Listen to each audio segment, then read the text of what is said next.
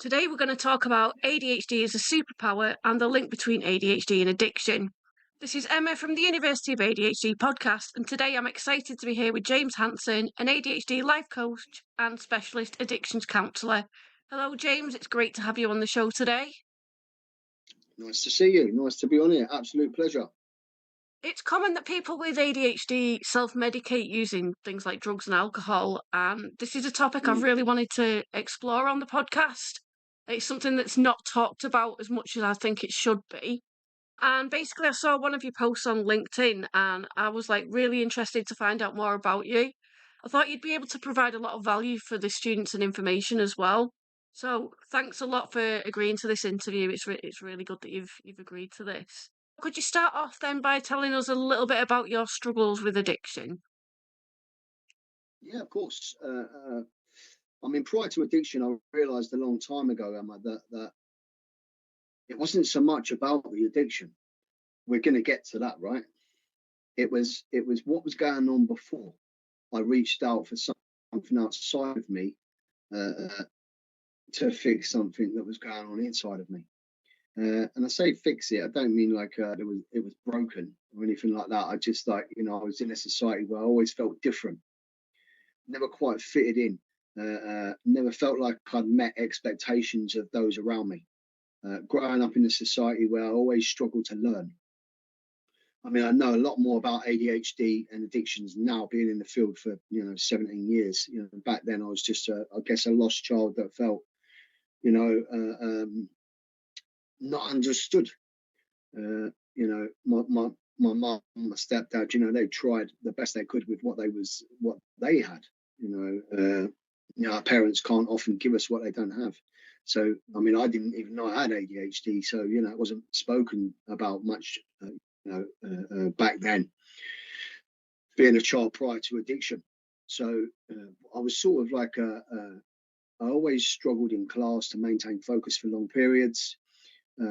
On certain topics, certain subjects, it was even harder to sustain focus for long periods, and it just wouldn't go in. It just would not go in. Like, I was there in front of the teacher, and I'd be listening, but it just was not filtering in. It was just, I couldn't make head or tail of it at the time.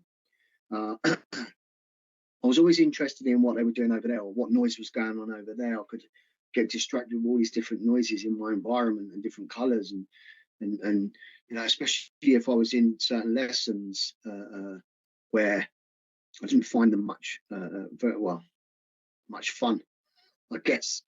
Like the way it was being taught, it wasn't stimulating for me. I didn't feel, I don't know, I was always as a child looking for that feel good, that feel good feeling. Strangely enough, or not strangely enough, I was great at drama. I was great at woodwork. I was great at the creative stuff, imagination. Things that I was passionate about. I was more able to stay focused for long periods. So I didn't know what was going on for me, which I know now was undiagnosed ADHD. I'd start a task, I'd end up, missing, jumping from task to another task. I always had that wandering mind in certain subjects and topics. I'd get in trouble. I was on report for quite a while, and on my report constantly was NI, needs improving, needs to focus more, needs to remember his homework. Wasn't quite hitting the mark for society, I guess. So I was brought up. I guess a lot of professionals used to say to me, what's wrong with you? Why are you not getting this? And eventually all these unhelpful voices from the outside world become my own. And I can remember a time, being over the park at lunchtime, and there was certain substances, drugs going around at that time. And up to that point there, I mean, again, I didn't know at the time. I just know that I was quite a popular child. I was very anxious, very nervous. I was very fearful of confrontation. I was very fearful of any sort of confrontation. I'd experienced being bullied. I struggled to say no. I was always like trying to keep everyone happy. accept myself. So, needless to say, I was always the one that stood out. The rest stood out. I used to be called the joke with the class. You know, you hear it a lot, don't you, growing up? That sort of like naughty child, and I wasn't really naughty. It was just like I struggled. So I got to around 11 years old, and I can remember, being over the park at lunch, and drugs being passed around, and there was a few of us, me and a couple of other boys, and I can remember it sort of coming around to me, and as it was drawing closer, I thought I couldn't say no. So it was more, the pressure of being judged, and what people would say to me if I said no. So I said yes, and I can remember having that first. I mean, it was cannabis. It was cannabis. That was the first drug that I used, and I don't generally share about a specific drug, but in the case of ADHD, it is a specific drug, and there's reasons for that we'll get into. So, but I know that from the first time I started to use whatever that was, that drug of choice, which I call more, because whatever it was, I wanted more of it. It's almost like an internal smile that come over me, that I had this urge and craving of just wanting more. It was never enough. And I can't remember what the line that it crossed, but it crossed the line where I believed at some point I couldn't function without it. I needed something. Now, I got brought up around alcohol. My father and mum divorced when I was 3 or 4. My father left, and I didn't see my father for quite a number of years. And then when he did decide to turn up, and again, he was just trying the best that he could, but for a child, any child going through this, it's tough at that time. Not having a father figure growing up, and all of a sudden starting to see my father and meeting him for the time that he had us, me and my older sister, would be dropped off at the local pub. I didn't know anything back then about addiction, alcoholism, substance misuse. It was almost like part of my brain thought it was kind of cool, being in the pub, my dad, seeing him laughing and getting drunk and seeming happy. So I associated at that time alcohol use with happiness, because that's how he was. So, but at the same time, because I could see his flaws and him not being there for me, I thought, as long as I don't drink like my dad, there's no way I can turn out to be like him. Now, what that meant was steering clear of waking up in the morning and having a can of Tennent's next to me, ready to drink, because that's what happened. That's where alcohol use took my dad. I mean, 4 years, nearly 5 years ago, it killed him. Died of cirrhosis of the liver.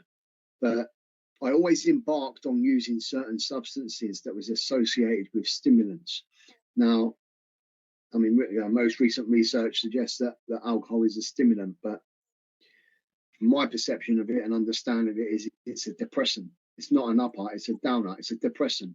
But what has been mentioned recently is that the first couple of beverages are seen to be a stimulant.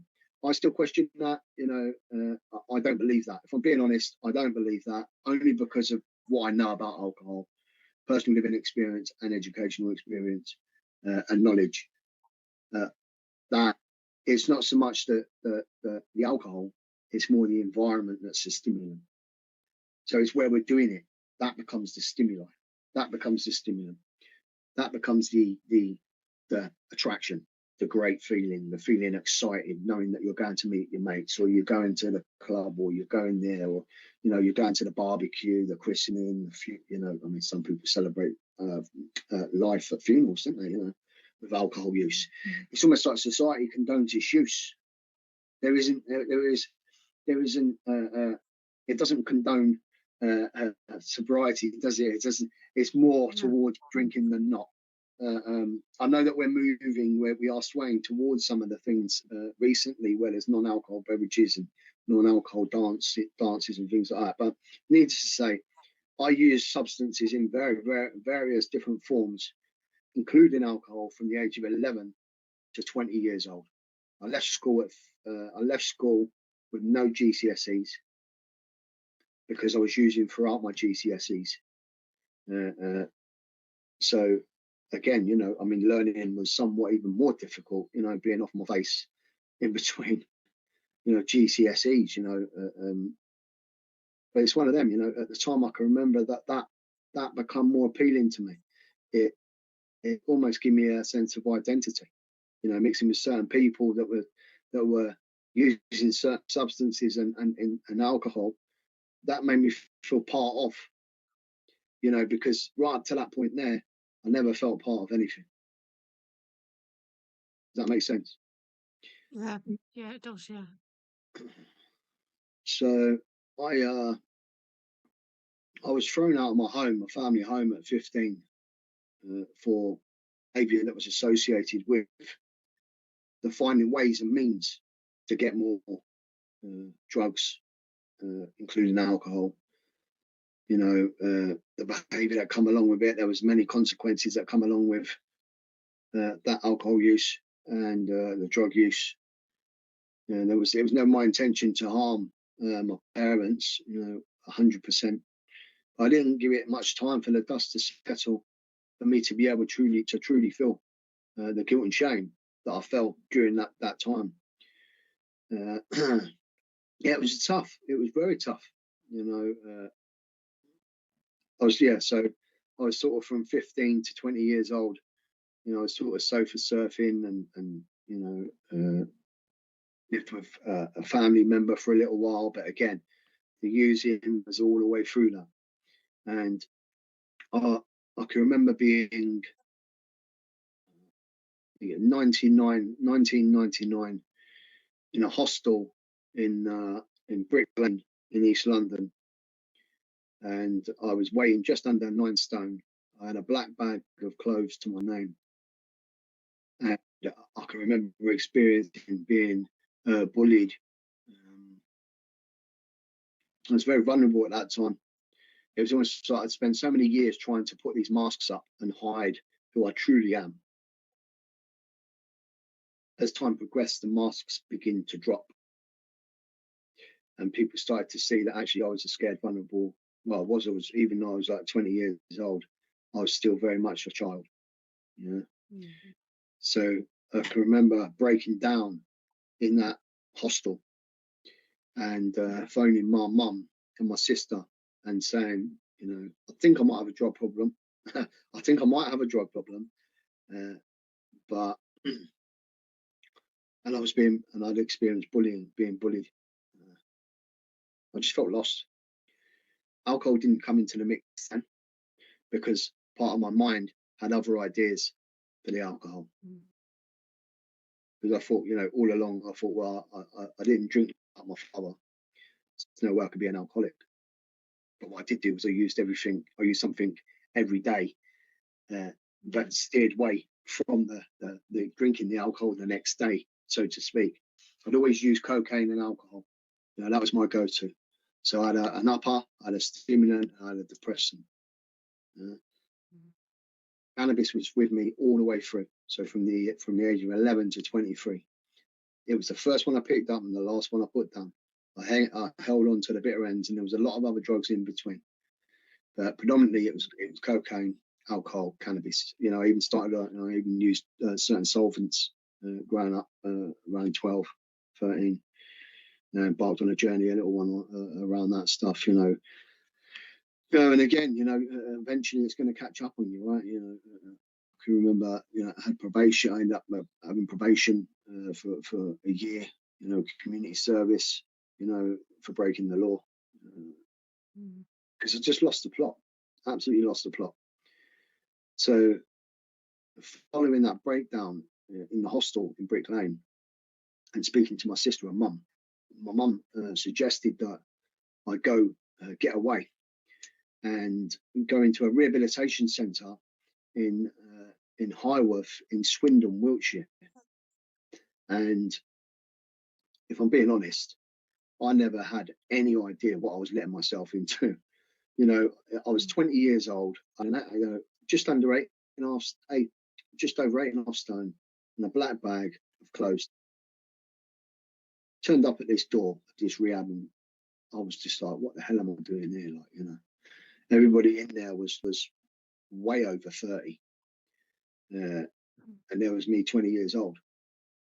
I thought, in my mind, you know, surely if I go out of here, I can continue using successfully and then come back in another 15 years when I'm, at the time, the clients who were in there, when I'm their age. So yeah, up to that point right there, I couldn't sustain a job. I tried. I had no qualifications at all. So it was almost like I was destined to get lost, to be lost, a lost soul. You know, and I can remember, you know, it come close to wanting to take my life, you know, because I didn't have anything. That, you know, that's how I felt. I felt like I'd lost everything, you know, inside as well. I had nothing to live for. So thankfully, I ended up at this rehab in 98, 99, and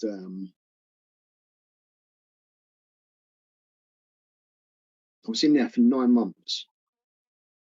And towards the end, I convinced myself that when I get out, I was going to drink just on weekends, and then smoke cannabis just during the day, during the week. And I didn't tell anyone about my great idea. You know, I think what happens is the longer we don't tell anyone about a great idea when it comes to addiction progresses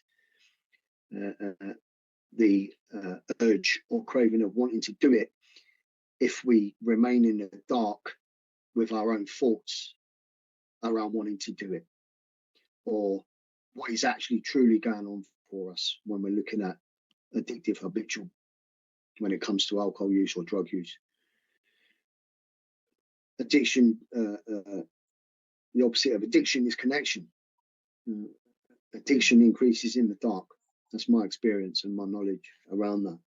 And you know, thankfully, what happened was I started engaging in mutual aid groups, i.e., Narcotics Anonymous, Alcoholics Anonymous. You know, I started going these fellowships, and that was a long time ago. There wasn't any fellowships or fellowship in Swindon, Wiltshire at the time, and I had no idea. You know that you know, I didn't wake up one day saying, "Oh, you know, oh yeah, I think it'd be a great idea to be an addict or an alcoholic," you know, or you know, be a great idea to have ADHD.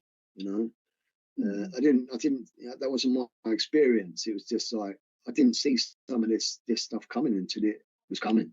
You know, and it was like it had got to the point where you know I had no other choice but to look at whatever it was I needed to at that time based on various internal breakdowns.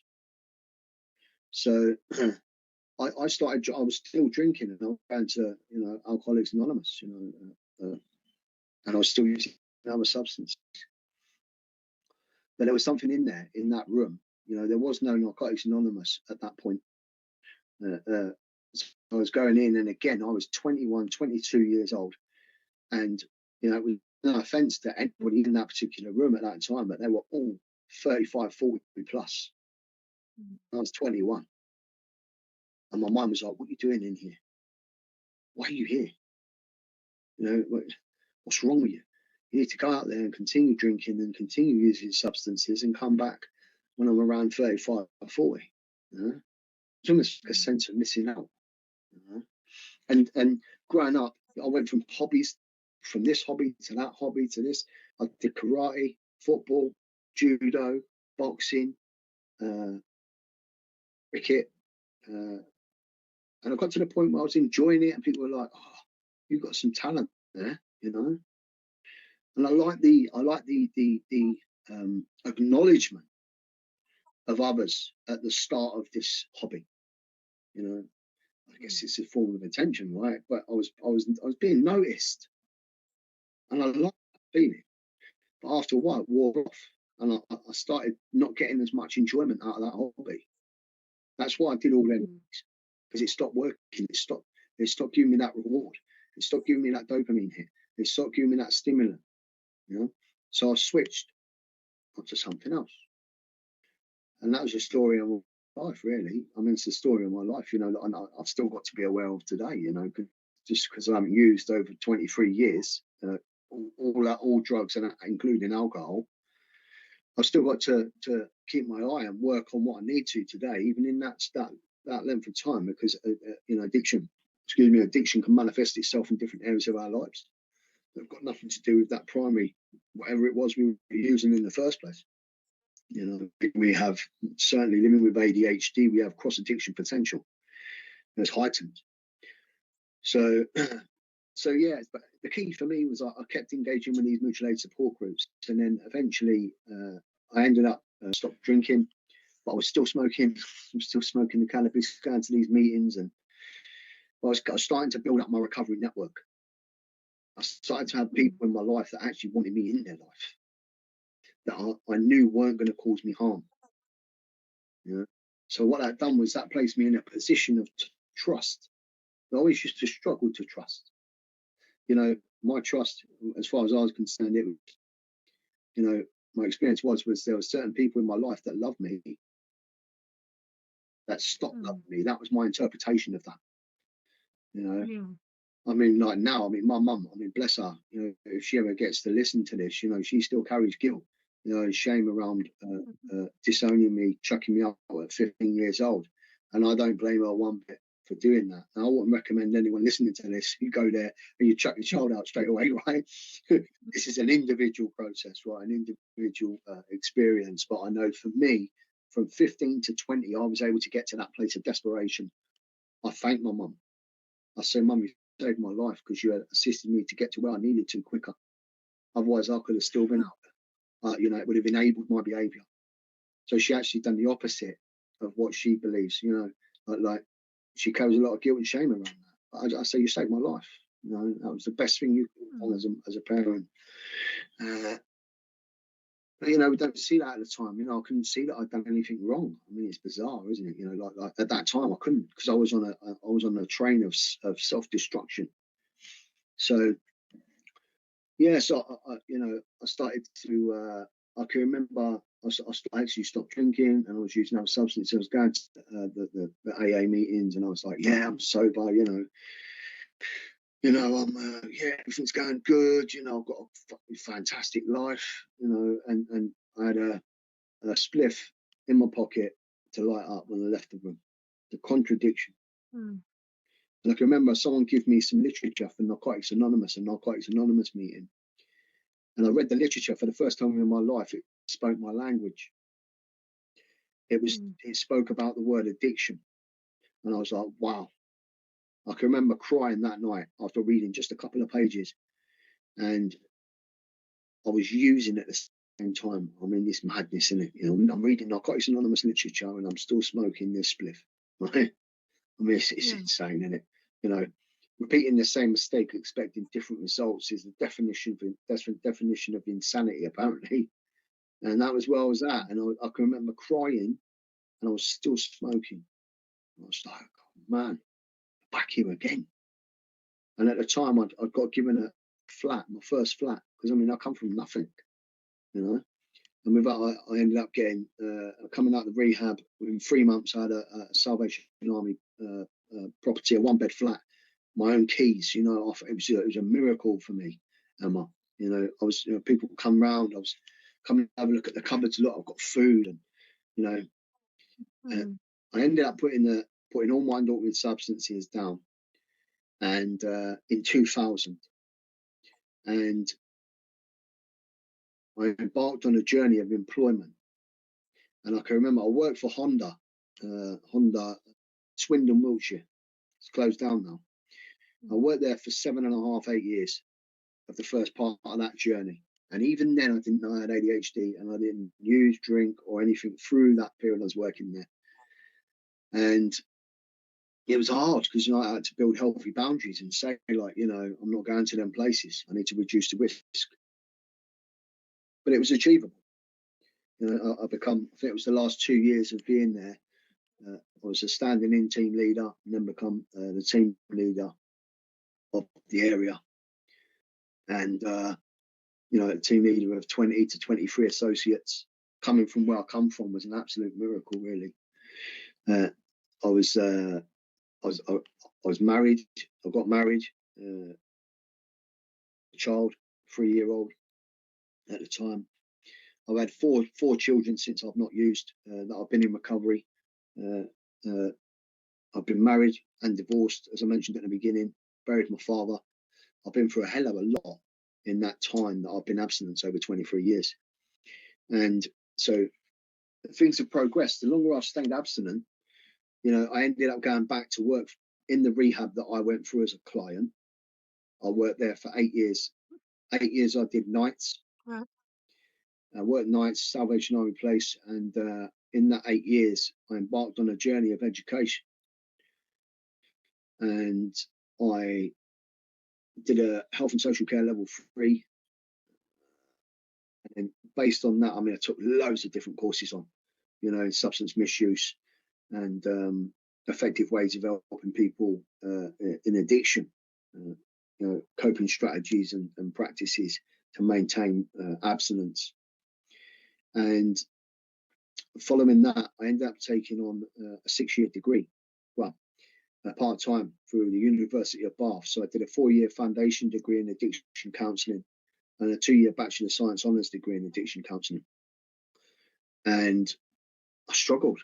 I had no GCSEs. I didn't expect to be given access to the course, and I was so grateful that I was. And I can remember it was simply the fact that I'd done the level 3 health and social care.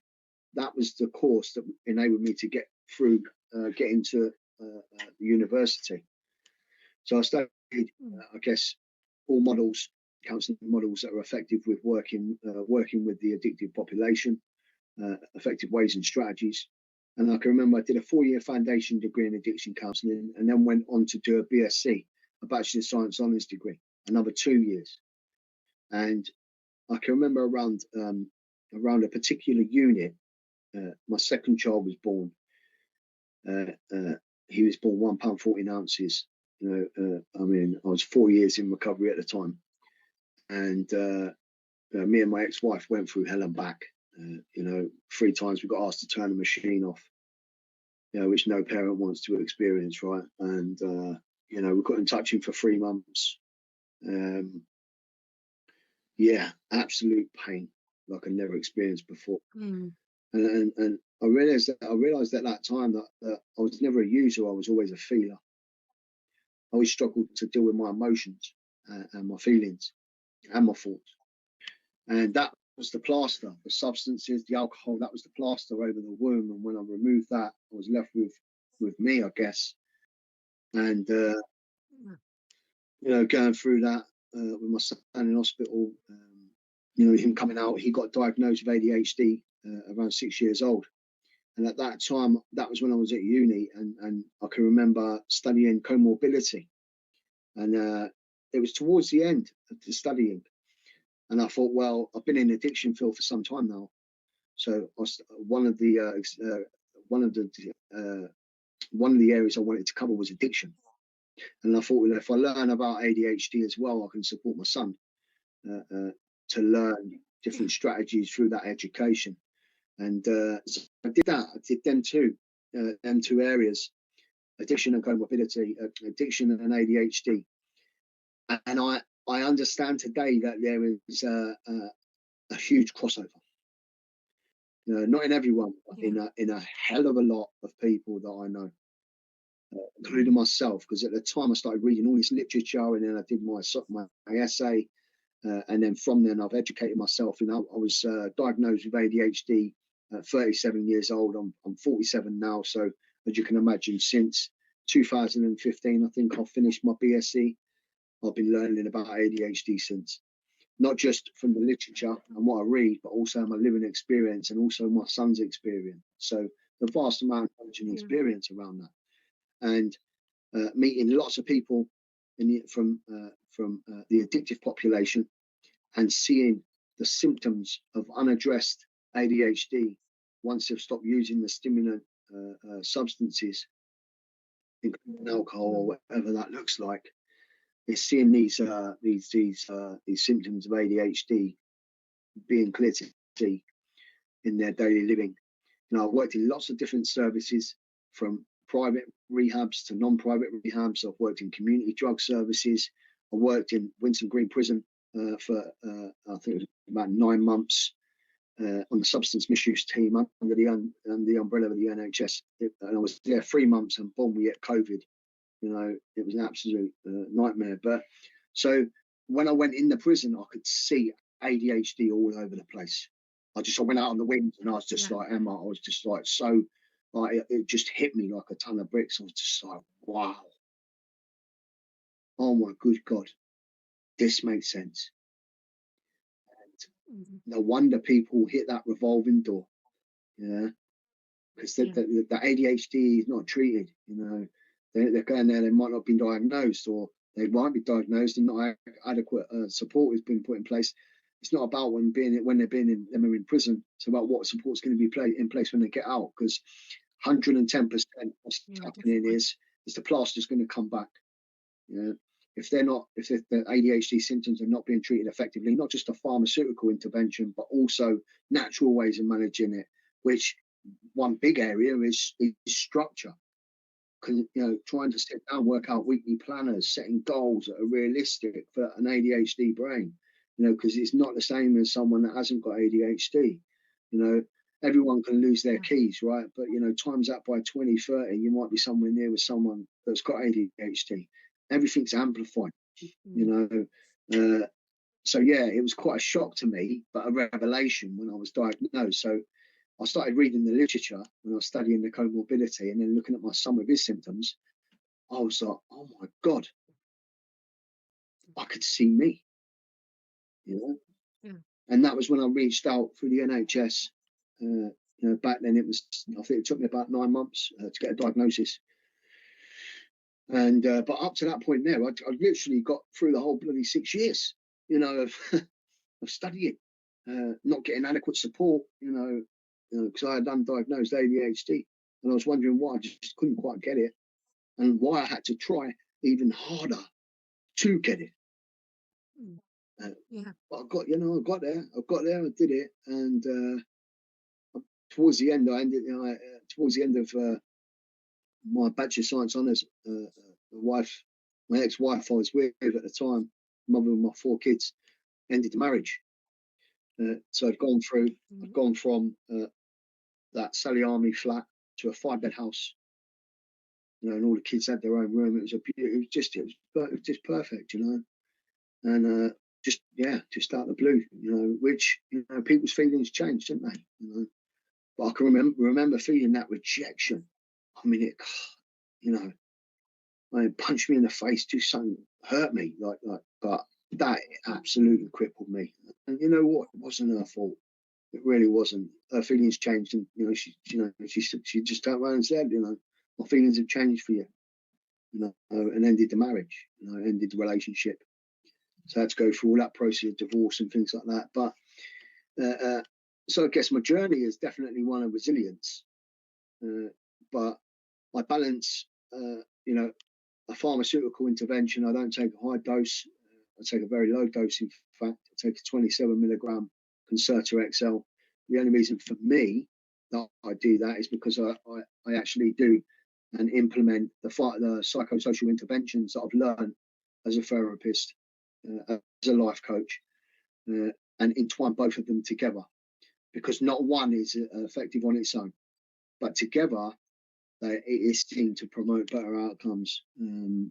So yeah, I guess, you know, I've been doing my own thing for the last 3 years. You know, remarried, you know, to this amazing woman, and who I've been with like just over 5 years now. And I started my own business. As you know, I've been quite active on the social media platforms, just trying to change, you know, I don't know, maybe change the world, really. I don't know, you know, you don't know who's reading your post, do you? You don't know, and it's accessed worldwide, you know. I guess, you know, I'm privileged to be in a position of trying to make a difference. You know, I work on a one-to-one basis as an ADHD life coach, and also as an addictions therapist. I work with either them individually or I work with them together, because quite often I see them coming hand in hand. So yeah. I have a weekly structure. I've create to-do lists. I have in stuff that I do, like the gym, the golf, the walking, the being in nature. I've developed healthy sleeping patterns. The diet goes on and off. Being honest, right? Sugar for us is like kryptonite, but we do love sugar. Us ADHDers. Why do we tend to go to stimulants? Well, why is stimulants prescribed? Well, I mean, it makes sense, doesn't it? We lack that chemical called dopamine. Dopamine is closely related to a stimulant. And a stimulant, what happens when we get a stimulant is that we get a reward. So stimulants come in many, many different forms. And like I say, a lot of people condone alcohol use, but if we look at stimulants, people view alcohol as a stimulant. For me, it's the environment that's the stimulant. Then we're looking at, rituals. So anything that isn't a stimulant, let's say, for example, cannabis, it slows the motoring skills down. It can have us believe that it helps with ADHD, and for some people it can, depending on your symptoms. But my professional experience is long term is not effective. And if anyone wants to embark on doing that, then you know what, crack on. Good luck for you. You know where my website is and my number when if you might need some help. But it's the ritual. It's like, okay, so I'm going to work. I know that I've got all this weed at home. I've got a certain area that I'm going to be preparing it. I'm going to smoke it, whatever. It's that ritual that's a stimulant. It's coming. So it's not necessarily the thing. But then you've got things like social media, mobile phones, gaming, gambling, sex, porn, obviously alcohol and cannabis, cocaine, amphetamine, crime, risky behavior, driving fast, becoming a workaholic. Quite often, I've seen it in universities and colleges. Red Bull, energy drinks, I've come across that a lot. Yeah, full of sugar and full of caffeine.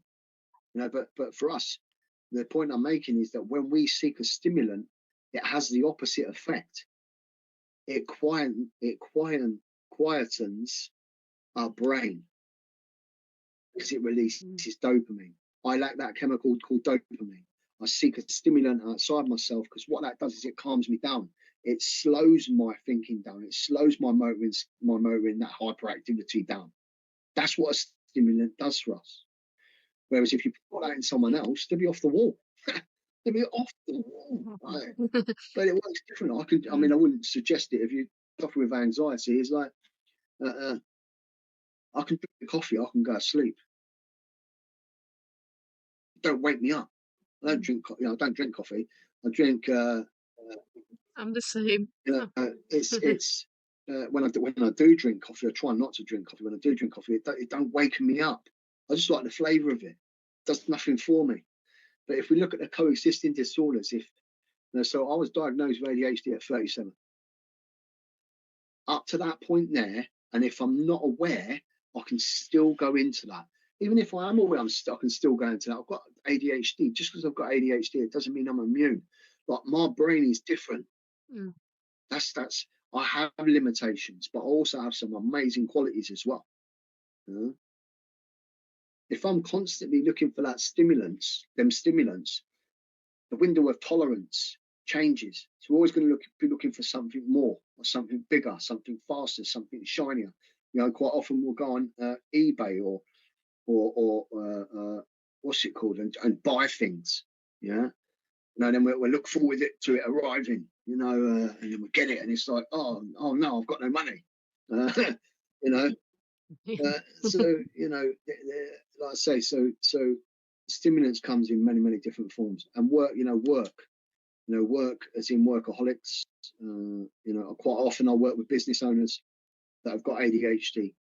Not all of them have got addictive addiction, but what they don't realise is that until working with me is that there is very little balance between the work life and the home life.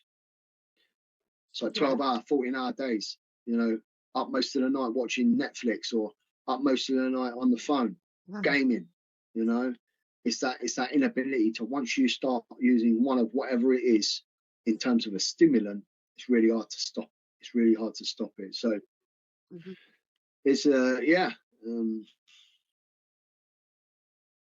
practice mindfulness. I have a morning routine, a nighttime routine. I connect with others in a similar field on a regular basis. I assist clients via the Zoom platform or Teams, online. I do one-to-ones online with clients pretty much all over the world. Strange, isn't it? Because the times are different, but we're talking right now. It's quite powerful, isn't it? But I mean, exercise, natural ways of you've got. If a sort of pharmaceutical intervention isn't something that anyone wants to embark on, you have other means. You've got omega-3, omega-6. Seem to fish oil tablets that seem to help with brain functionings in a natural way. You've got all the other stuff that we develop hobbies. I mean, I love golf. Not everyone loves golf, but there's actually an interesting read. Just look up nature reducing ADHD symptoms naturally, and you'll find some relevant paperwork out there. In particular, a minimum of 3 20-minute walks in green open space per week.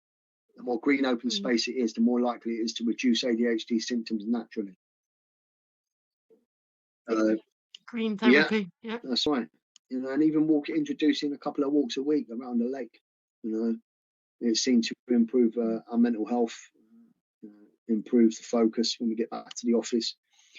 It's whatever we can do in our planner. Because for me, if it's in, I mean, sometimes if it's in the planner, it don't get done, depending on what it is, right? But I've got more chance of it getting done if it's in my planner and my weekly structure, because I'm more likely to remember it. And then it's just fighting that, becoming more motivated to stay on the tasks for long periods, especially when they're less stimulating tasks, because quite often we'll lock off of them less stimulant tasks and move on to something else that we stimulate ourselves with. You mentioned quite a lot of words of hope there, because with ADHD, the typical route that people have, where it's school, college, university, and then job, that doesn't tend to happen that way with people with ADHD. And I know that quite a lot of the people who listen to this are more mature students.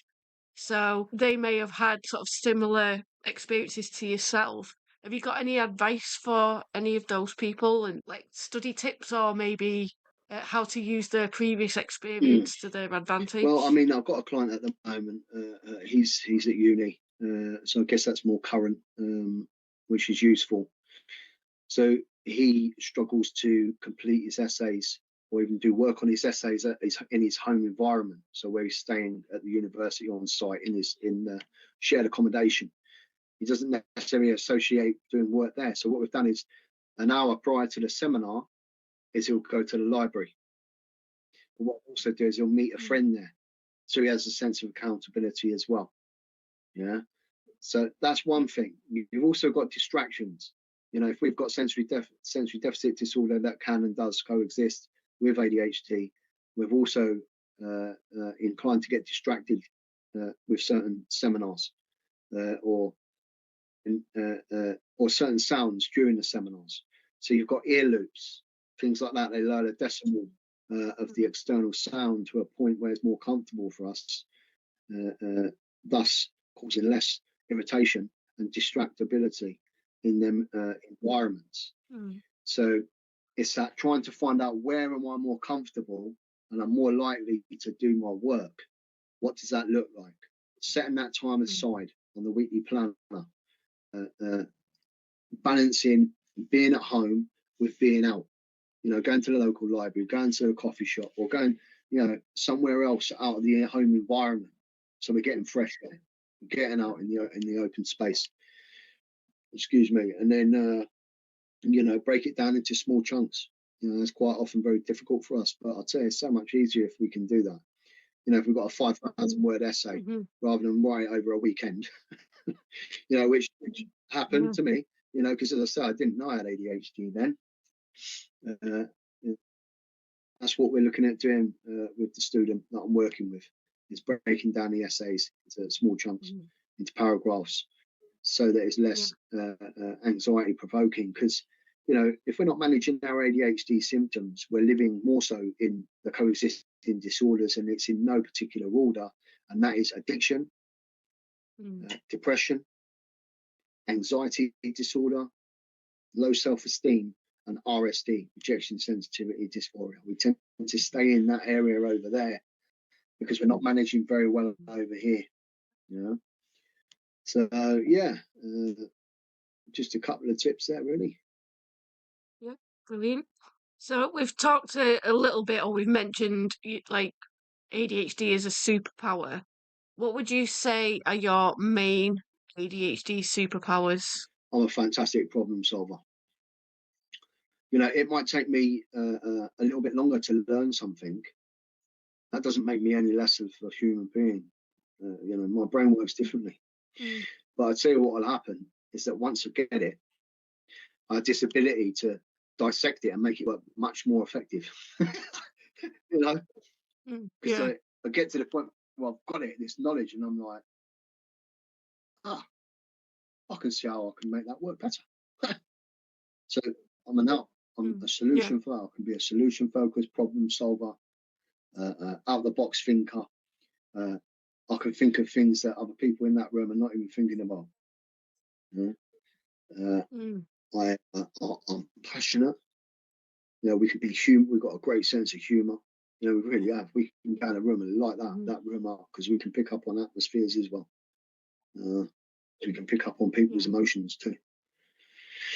So we have a fantastic drive, especially if it's something that we're passionate about. Very driven individuals. Yeah, definitely. There's some really good superpowers there. Okie doke. So, if any of the listeners are thinking about maybe getting in contact with you, seeing what services you provide, what's the best way of them getting in contact with you? I mean, I'm on LinkedIn. I don't know if you're able to share my links, things like that. It's this podcast, or whoever's listening to this, just have a look underneath the post and see the links. Follow me, just reach out. I have a website. I've got 2 websites. I've got one website on LinkedIn, having not long created a 12-week Escape the Chaos program for those with ADHD, predominantly business owners, but it's also for people that are not business owners as well, because it's about escaping the chaos, right? And also addiction. So that link is on my LinkedIn, underneath my landing page, underneath my name. So they just hit that, book in an intro call, which is 20 minutes, 30 minutes. It's a free intro call, just to sort of like, I'd like to get to know you first, right? As an individual, what's going on for you, areas of struggle, and then I can give you a little bit of information around what I do, how I help, and how I've helped numerous people in the situation that people find themselves in. So that's on LinkedIn. Now, my main website is JH Counselling Solutions, Ltd. And I'm actually based in Wolverhampton, but as I say, I do home visits as well, actually. But just go on that website, same process, just book an intro call. It's free. We can see if I'm suited, if you feel that I'm best suited for you and what you're looking for. After the 20-30 minute free introduction, we then book in for an hour assessment. So that's basically me sort of, I guess, if you can envision it, grabbing your brain, chucking it up in the air, and me trying to understand really what's going on for you internally and externally when you were growing up, how it was, are you diagnosed, really getting a full picture of what's going on for you, so I can assist you by putting in the relevant support in place after that, and that comes in 50-minute one-to-one sessions via the Zoom platform. Sometimes I have one of them a week with clients. I mean, I've worked 3 to 5 50-minute sessions a week at first with clients. It's meeting you where you're at and where you're able to go moving forward and what you want works for you. So yeah, I'm on LinkedIn, I'm on Facebook, I'm on Instagram. Yeah, on all of them. Right, brilliant. Okay, so it's been really useful, some of the things that you've been talking about, and thanks for sharing your story as well. Yep, so anyone who wants to get in touch with James, if you go down to the description, this podcast episode, you'll find all of his details and all the links to his various websites and social media platforms. Thank you very much for coming on the Thank show you very today, much. James, and I'll see everybody else on the Yep. next show. Cheers.